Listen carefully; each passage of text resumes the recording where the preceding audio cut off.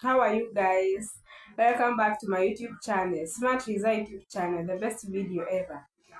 Viewers, thank you for subscribing to my videos, for commenting, and even sharing. May God bless you and have a good working place kwenye mnafanya kazi, wenye mnatafuta kazi, Mungu awasaidie mweza kupata na Mungu awabariki. Leo ningetaka tuangalie the trend news yenye imekuwa ikienda kwa mtandao na tumekuwa tukisikia fate. Sana tunasikia siku hizi kuna hiyo mauaji ya wanawake. Wanawake wengi wamekuwa wakiuliwa fate, especially hao wasichana hawajafikisha 30 years. Ikifuatiwa sana inakuwa ni mambo na raha. Walikuwa na uhusiano but all of a sudden huyo mwanaume ameua huyo msichana. Or we don't know what happened because sana inakujaga ni hivyo but hatujui nini imeendelea hapo. Sijui mtazamaji mwenzangu kama unajiuliza what is going on.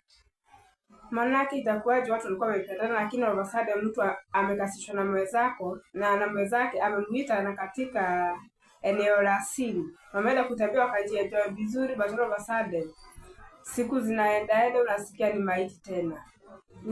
We wonder what is going on.